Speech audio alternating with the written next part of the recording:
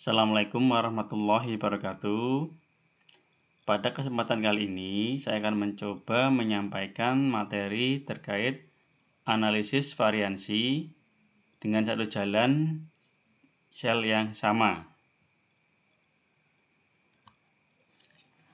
Analisis variansi atau yang kita kenal dengan nama ANAVA merupakan prosedur untuk menguji secara serentak apakah K populasi mempunyai rata yang sama. Disebut analisis variansi karena pada prosedur ini melihat variansi-variansi yang muncul karena adanya beberapa perlakuan untuk menyimpulkan ada atau tidaknya perbedaan rata-rata pada K populasi tersebut. Jadi di sini ANAVA atau analisis variansi ingin melihat apakah ada perbedaan pada rata untuk beberapa populasi yang diketahui.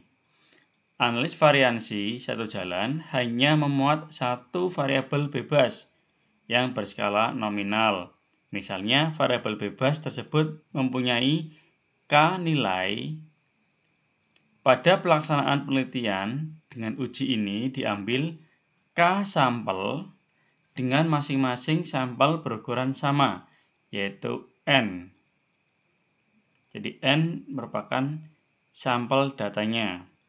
Masing-masing sampel diambil dari populasinya sendiri-sendiri, sehingga dalam kasus ini terdapat K populasi. Persyaratan untuk analisis yang pertama, setiap sampel diambil secara random dari populasinya. Yang kedua, masing-masing populasi saling independen dan masing-masing data amatan saling independen dalam kelompoknya. Setiap populasi berdistribusi normal. Kemudian yang terakhir, populasi-populasi mempunyai variansi yang sama atau pada sifat homogenitas variansi populasi. Sebagai contohnya, misalkan di sini ada nilai-nilai pada populasi berdasarkan 3 perlakuan, yaitu P1, P2, dan P3. Di sini ada perlakuan P1, P2, P3. Kemudian di sini ada nilai, masing-masing perlakuan memiliki data 3, 4, 4, 5 untuk P1, 5, 5, 3, 3 untuk P2, 2, 4, 4, 6 untuk P3. Artinya di sini ada 3 populasi, yaitu 1, 2, dan 3. Kemudian, untuk notasi dan tata letak data pada K sampel berukuran N, untuk mempermudah kita bisa buatkan tabelnya. Di sini ada perlakuan. Di sini ada 1, 2, sampai K. Artinya 1 ini populasi yang pertama, populasi yang kedua, sampai populasi yang K. Masing-masing populasi di sini memiliki data. Misalkan di sini populasi yang pertama, yaitu ada data yang pertama, data yang kedua, sampai data yang ke N. Di sini disimbolkan X11, X21 sampai XN1. Kemudian untuk populasi kedua juga sama. Di sini ada data yang pertama untuk populasi kedua, data yang kedua untuk populasi yang kedua, sampai data ke N populasi yang kedua. Di sini disimbolkan X12, X22 sampai XN2. Sampai populasi ke K, di sini data yang pertama pada populasi yang K, data yang kedua pada populasi yang K, sampai data ke N di populasi yang ke K. Kemudian kita jumlahkan masing-masing datanya dari setiap populasi. Di sini disebutkan T1, yaitu jumlah datanya dari populasi yang pertama. Kemudian rata-ratanya di sini X1 bar, artinya rata-rata untuk populasi yang pertama. Begitu juga di sini T2 artinya jumlah data dari populasi yang kedua X2 bar merupakan rata-rata dari populasi yang kedua. Sampai di sini TK itu jumlah data populasi ke K, X K bar artinya data rata-rata untuk populasi ke K. Kemudian di sini ada T X bar, T di sini jumlah keseluruhan T1, T2 sampai TK. X bar di sini yaitu jumlah dari rata-rata ini kita bagi dengan banyaknya datanya pada rata-rata. Baik, saya kira itu notasi dan tata letak data pada K sampel berukuran N. Analisis variansi pada prinsipnya mendasarkan kepada perbandingan pada estimator independen untuk variansi seluruh populasi, yaitu diisi dengan sigma kuadrat. Estimator ini diperoleh dari pemisahan variansi data amatan pada seluruh sampel menjadi dua komponen yang disebut estimator untuk variansi antar kelompok dan estimator variansi dalam kelompok. Tentu di sini estimator tersebut diperoleh dari variansi di dalam sampel. Variansi dari seluruh data amatan pada K sampel dengan ukuran NK, N yaitu sampelnya, K populasinya, adalah sebagai berikut.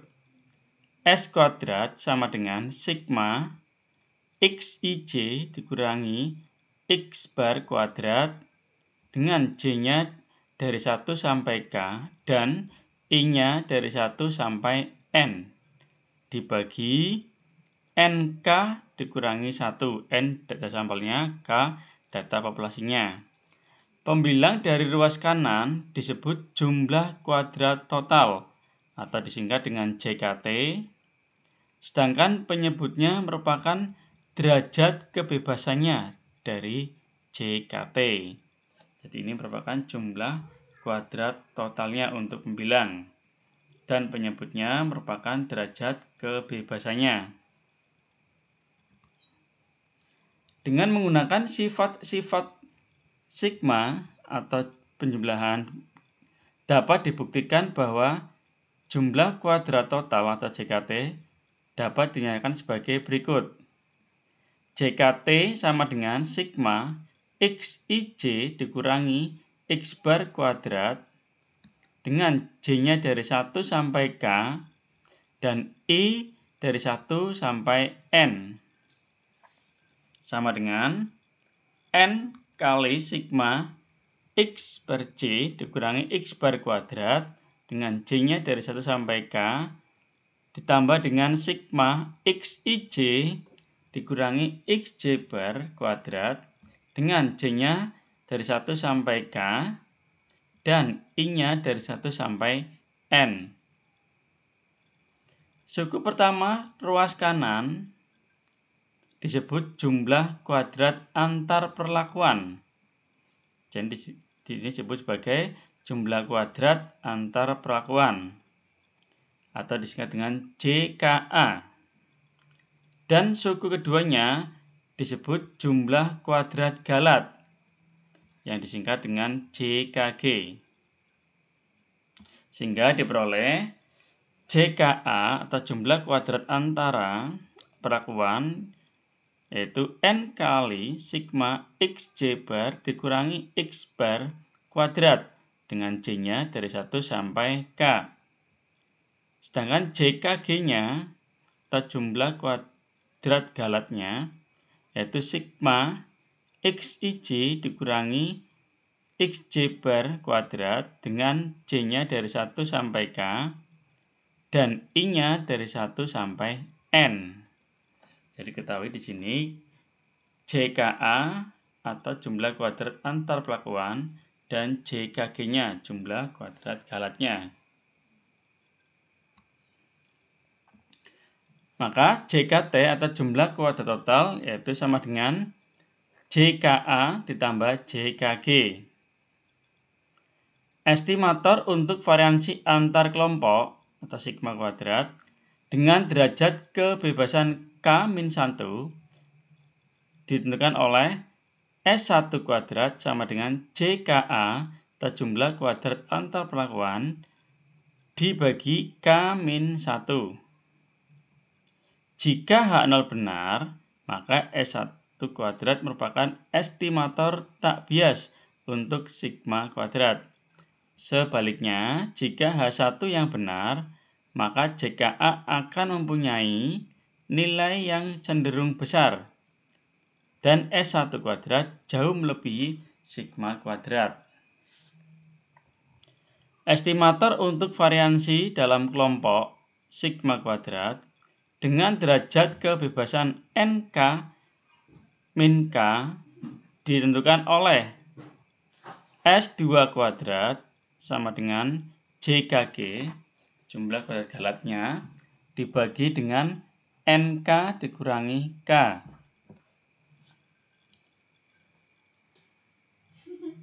Estimator kedua ini merupakan estimator tak bias sigma kuadrat, terlepas apakah H0 yang benar ataukah H1 yang benar. Jadi estimator kedua ini merupakan estimator tak bias dari sigma kuadrat. Jika H0 benar, maka rasio dari S1 kuadrat dan S2 kuadrat yaitu F sama dengan S1 kuadrat dibagi S2 kuadrat. Ini merupakan nilai dari variabel random Fisher yang mempunyai distribusi F dengan derajat kebebasan K-1 dan NK-K.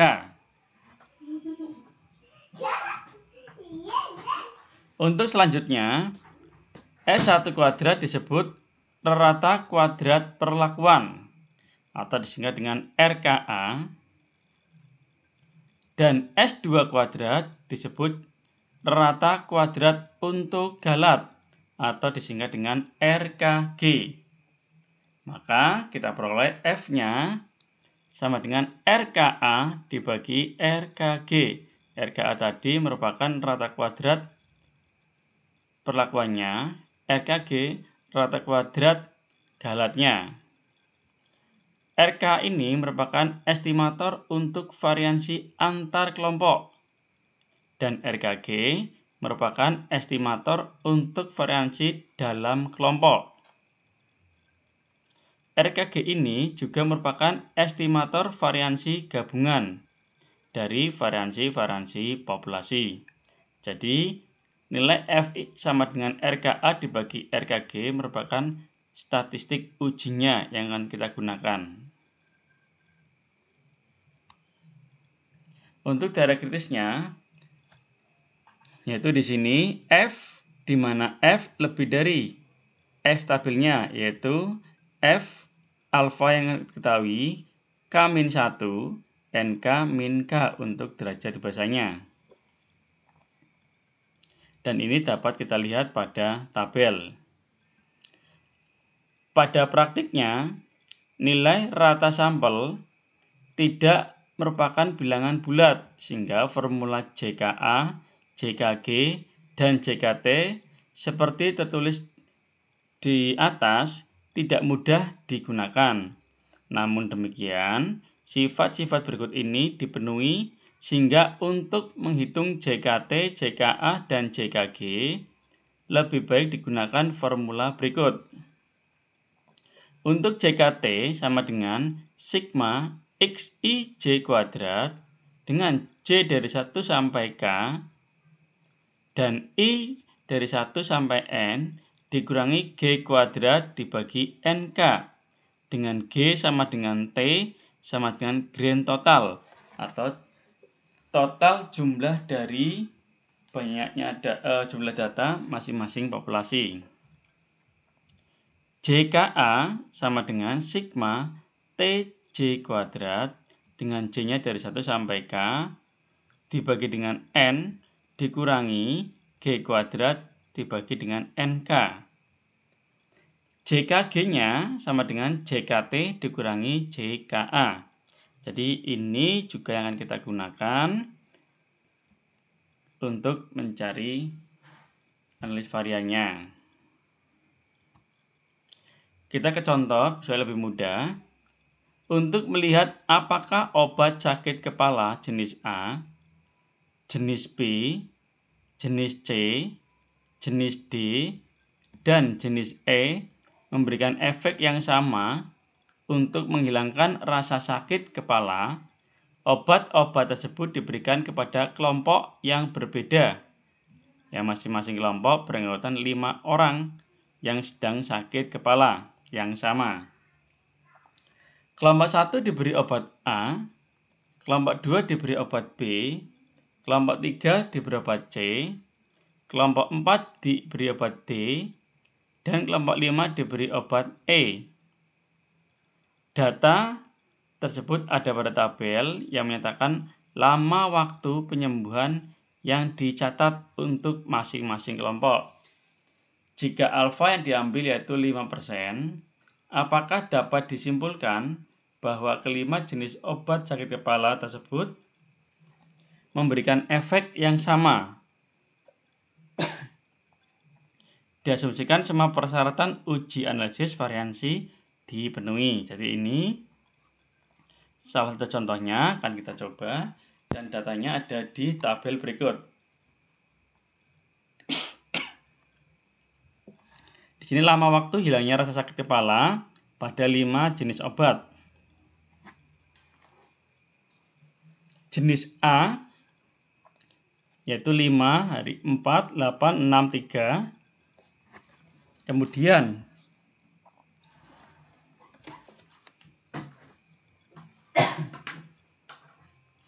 jenis B 9, 7, 8, 6, 9. Jenis C 3, 5, 2, 3, 7.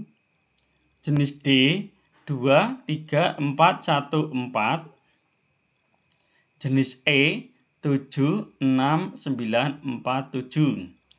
Di mana masing-masing jumlah datanya untuk yang A, obat sakit kepala A yaitu 26 dengan rata-ratanya 5,2. Untuk obat B yaitu 39 dengan rata-rata 7,8. Kemudian untuk obat C yaitu 20 jumlahnya dengan rata-rata 4. Kemudian untuk obat D jumlahnya 14 dengan rata-rata 2,8. Dan obat E jumlahnya 33 dengan rata-rata 6,6. Dan jumlah data keseluruhan di sini yaitu 132 atau G-nya sama dengan 132. Kemudian rata-rata totalnya 5,28.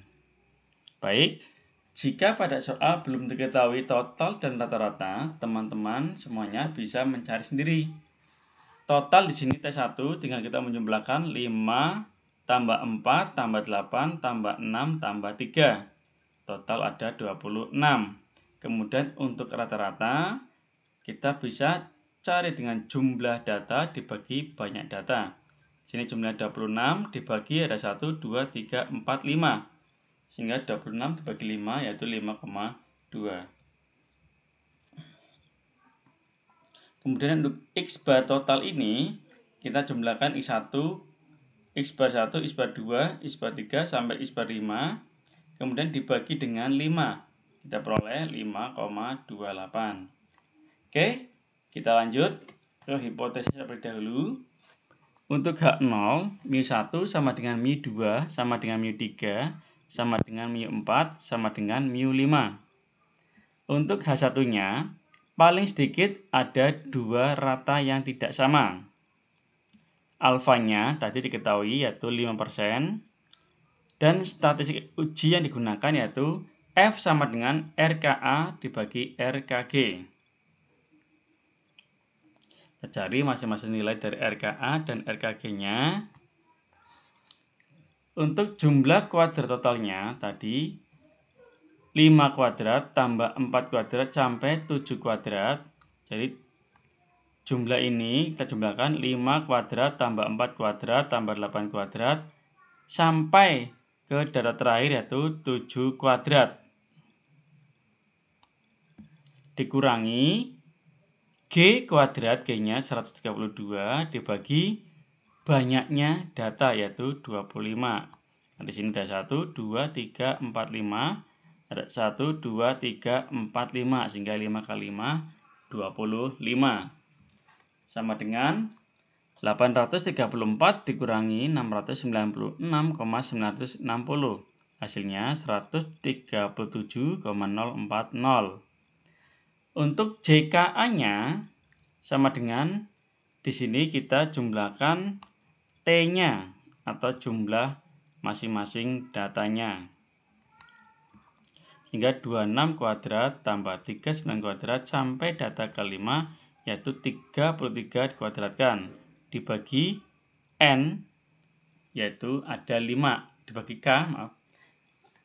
Kemudian dikurangi 132 kuadrat dibagi 25 NK karena N-nya 5, K-nya juga 5. Sehingga sama dengan hasilnya 776,4 dikurangi 696,960. Hasilnya 79,440. Untuk JKG-nya berarti kita JKT kita kurangkan dengan JKA yaitu 137,040 dikurangi 79,440. Hasilnya 57,600. Untuk RKA-nya berarti JKA dibagi K-1 sama dengan JKA yaitu 79,440 dibagi K-1. K-nya yaitu populasinya ada 5 tadi untuk A, B, C, D, E dikurangi 1 sehingga 4 sama dengan 19,860. Untuk RKG-nya sama dengan JKG bagi NK-K sehingga sama dengan 57,6 dibagi 20 itu diperoleh dari N-nya itu ada 5, 1, 2, 3, 4, 5, K-nya ada 5, 1, 2, 3, 4, 5. Jadi 5 kali 5, 25 dikurangi 5 sama dengan 20. Kita peroleh 2,880. Maka F hitungnya atau observasinya yaitu RKA bagi RKG yaitu 19,860 dibagi 2,880 sama dengan 6,9. Jadi F hitungnya kita peroleh 6,9. Baik, sekarang kita akan cari F tabelnya atau daerah kritisnya. Sebelum itu, di sini ada rangkuman analisis variansi dari soal contoh yang tadi. Ini sebenarnya boleh ditulis, juga boleh tidak. Ini untuk mempermudah saja bahwa untuk perlakuan tadi, jumlah kuadrat antar perlakuannya atau RKA-nya kita peroleh 79,440. Kemudian jumlah kuadrat galatnya atau JKG-nya 57,600. Totalnya atau jumlah kuadrat totalnya 137,040. Kemudian untuk derajat kebebasannya, untuk perlakuannya tadi ada 4. K-1 tadi. Kemudian galatnya yaitu 20 karena NK-K. Kemudian RKA-nya atau kuadrat antar perlakuan yaitu 19,860. Kemudian RKG-nya 2,880. Sehingga nilai F amatannya atau hitungnya yaitu 6,9. Ini sama dengan yang tadi kita hitung ini. Cuman kita rangkum dalam bentuk tabel supaya lebih mudah untuk membacanya. Baik, untuk daerah kritis di sini kita ketahui bahwa alfa yaitu 5%. Kita tulis 0,05. Kemudian K-1-nya yaitu 4, karena 5 kurangi 1, 4. Kemudian NK min K-nya, berarti 5 kali 5 kurangi 5, yaitu 20. Jadi kita cari variabel F yang 5% dengan V1-nya yaitu 4 dan V2-nya yaitu 20. Baik, kita lihat di tabel bersama-sama.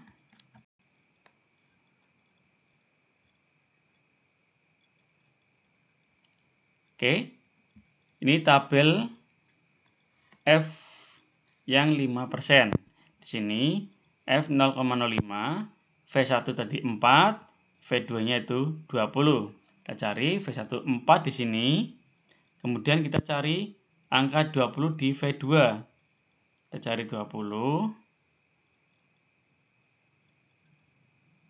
Oke, kita ketemu angka 20. Kita tarik garis ke kanan sampai pada angka 4. Oke, jadi kita peroleh yaitu 2,87. Jadi kita peroleh 2,87. Sekali lagi untuk mencari tabelnya, kita lihat V1-nya yaitu 4 tadi karena K-1 dan V2-nya yaitu 20. Kita tarik garis ke kanan, dapatkan 2,87.